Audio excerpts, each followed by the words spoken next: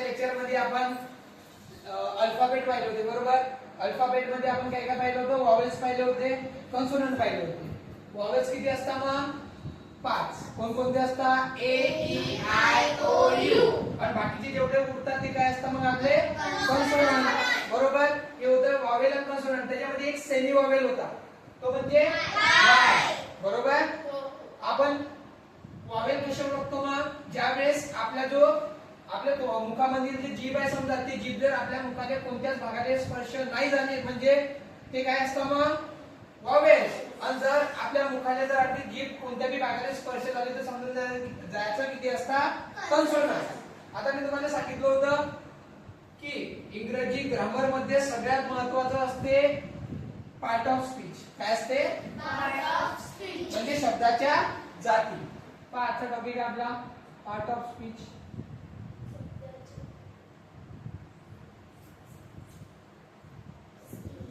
त्याला आपण मराठीमध्ये म्हणतो शब्दांच्या जाती. काय म्हणतो शब्दांच्या जाती. फर्स्ट आहे आपलं फर्स्ट पॉइंट आहे आपला नाउन. काय नाउन. नाउनले आपण मराठीमध्ये म्हणतो नाव किंवा नाव. आता नामाची डेफिनेशन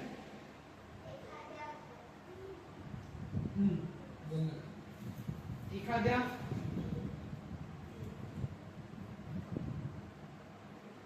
व्यक्तीला वस्तूला किंवा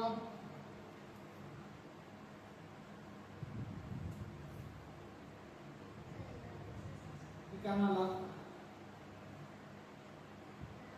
दिलेले नाव म्हणजे नाव.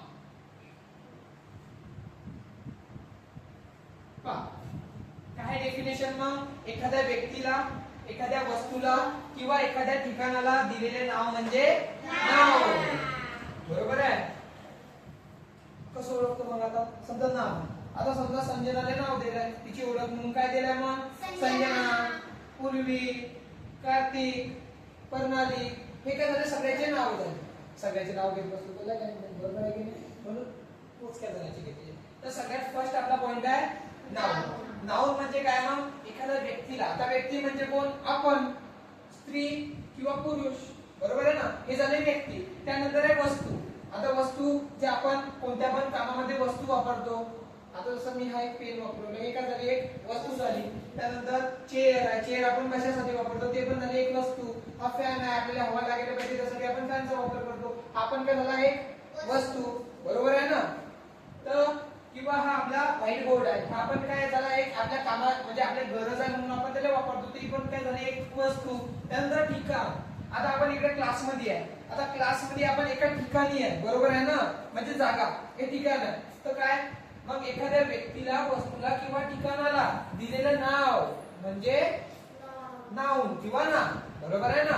आता जसं आपल्याला दिलंय, आता आपलं गाव आहे, आपल्या गावाला एक नाव दिलंय काय कोथळी. अजून आपला तालुका आहे, तालुक्याला एक नाव दिलंय मोताळा. अजून जिल्हा आहे, जिल्ह्याला एक नाव दिलंय. आपलं राज्य आहे, राज्याला एक नाव दिलंय महाराष्ट्र. अजून आपला देश आहे, देशाचं नाव काय मग आपल्या. तर या सर्व गोष्टीला जे नाव आहे त्याला म्हणतो असतो आपण नाउन. तर नाउनचे प्रकार पडत असतात बरोबर आहे ना. नाउनचे 5 प्रकार पडतात. किती प्रकार पडतात 5. नामाचे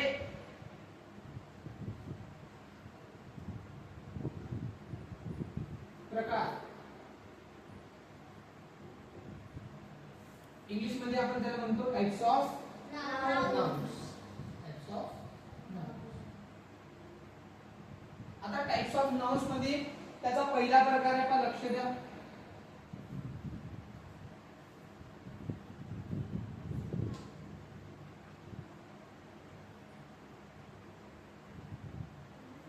फर्स्ट आहे आपला कॉमन नाउन. कॉमन नाउन म्हणजे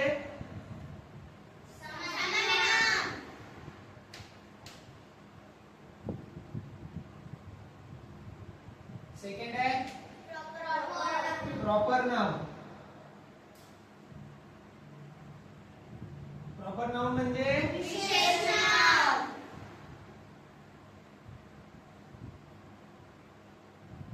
त्यानंतर आहे थर्ड, कोणता आहे? Collective noun. कलेक्टिव्ह नाउन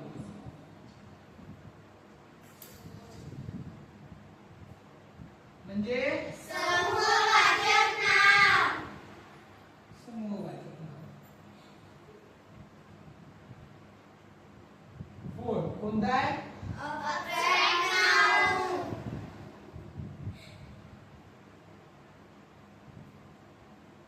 याला काय म्हणतो आपण मराठीमध्ये? भाववाचक नाव. भाववाचक नाव. आणि लास्ट आहे आपलं मटेरियल नाउन. मटेरियल नाव. आणि आपण मराठीमध्ये काय म्हणतो? धातुवाचक नाउन.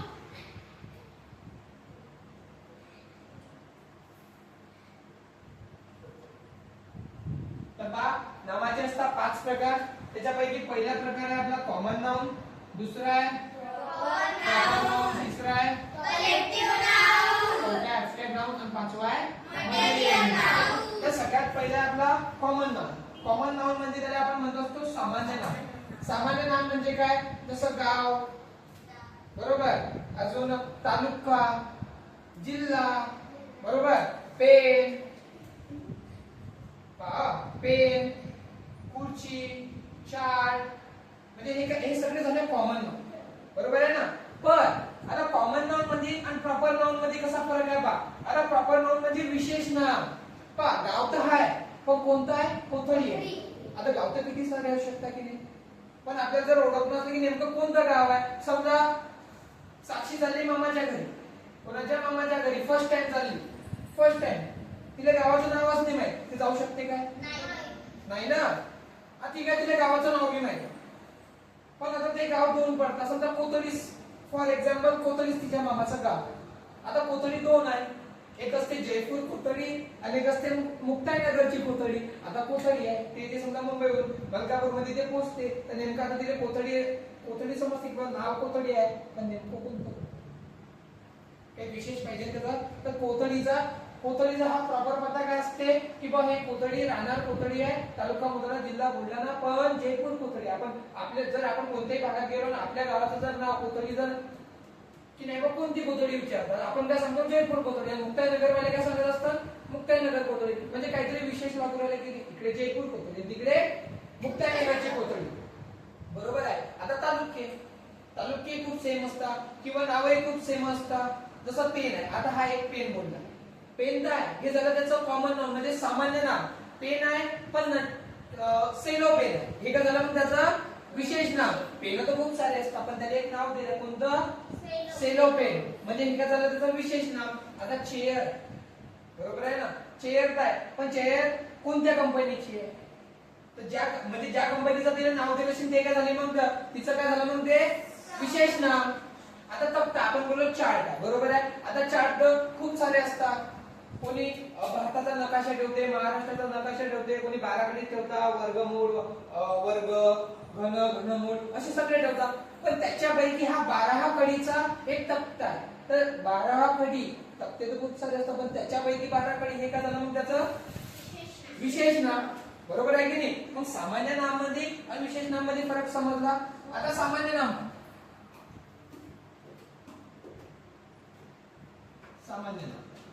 आता सामान्य नाम कोणते झाले मग? मुलगा झालं, गाव झालं. आता मुलगा आहे हे झालं सामान्य नाव. पण विशाल नावाचा मुलगा आहे, कोणत्या नावाचा? विशाल. तर मग विशाल काय झालं त्याचं हे विशेष नाव. आणि मुलगा आहे हे काय झालं सामान्य नाव. गाव आहे पण बुलढाणा,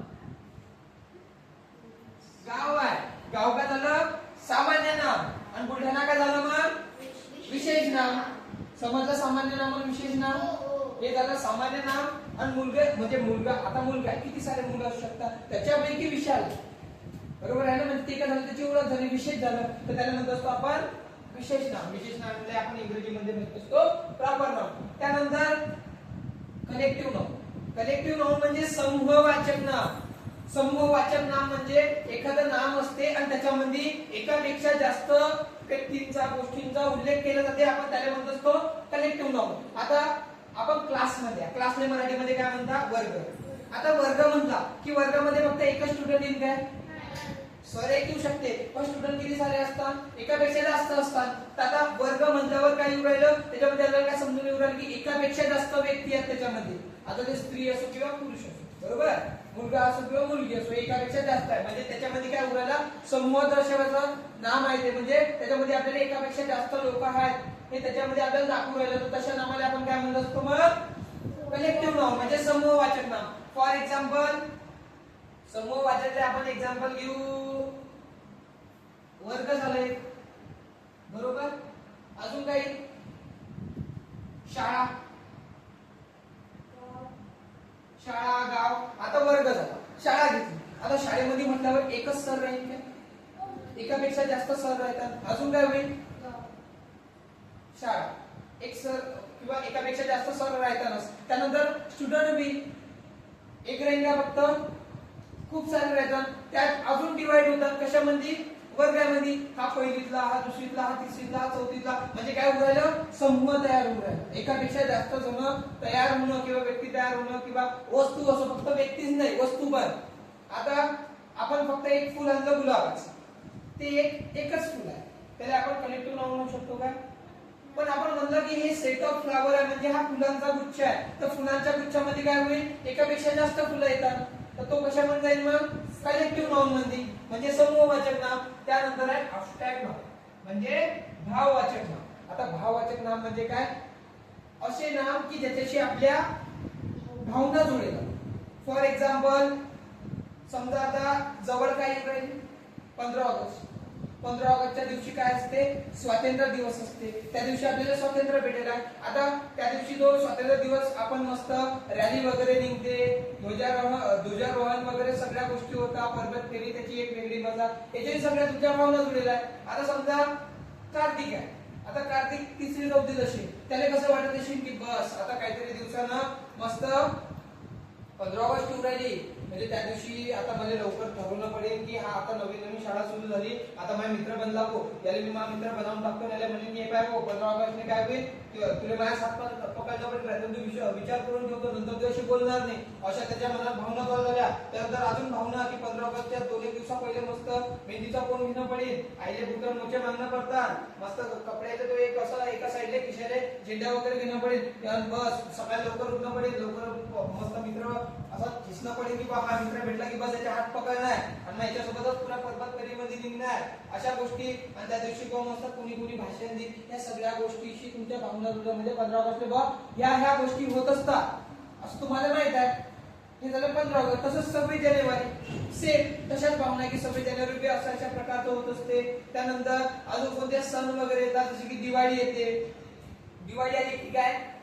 बस मम्मी जो जाणार पैसे दे, फटाके लवकर दे, ते बाकीचे पडू राहिले म्हणजे सांगू नको पण पैसे दे, असे एक भावना जुळलेल्या. होळी आली की काय करणं पडते? कलर. सकाळी जाणार ते झोपेल असली की तिला त्याच्या पहिलेच मस्त कलर लावून टाकतो. होळी या सणाची, होळी एक नाव झालं, एका सणाचं नाव झालं, पण ते कशात येऊ राहिलं? अब्स्ट्रॅक्ट नाव मध्ये. म्हणजे होळीशी बी तुमच्या भावना जुळलेल्या आहे. काय काय दिसतात की बाबा काही मोठाले पोरं असतात ते कोणत्या पोरग्याला डायरेक्ट नालीत टाकून देतात, ही तुम्हाला गोष्टी तुम्ही पाहता, बरोबर आहे की नाही? अजून कोणाचे एकदम असे दात जास्त कलरनं, हे गोष्टीमध्ये ह्या गोष्टी आपल्या तिच्याशी आपल्या भावना जुळलेल्या. त्यानंतर आहे भाववाचक नाम समजलं तुम्हाला? कोणकोणते झाले मग? जसं 15 ऑगस्ट, बरोबर. अजून काही? हा, जसं बर्थडे.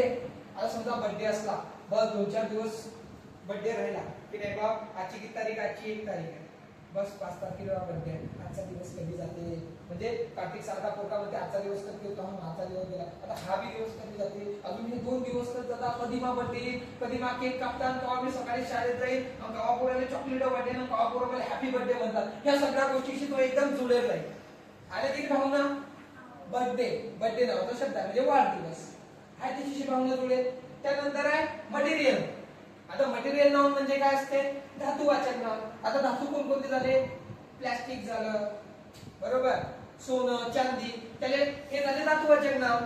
तर अशा प्रकारे असतात आपले नाउनचे 5 टाइप्स. पहिला प्रकार कोणता आहे? कॉमन नाउन म्हणजे सामान्य नाम, बरोबर. सेकंड आहे प्रॉपर नाउन. प्रॉपर नाउन म्हणजे विशेष नाम. कलेक्टिव्ह नाउन म्हणजे समूहवाचक नाम. अब्स्ट्रॅक्ट नाउन म्हणजे भाववाचक नाम आणि मटेरियल नाउन म्हणजे धातुवाचक नाम. असा हा आपल्या शब्दांच्या जातीमधला पहिला टॉपिक होता नाउन.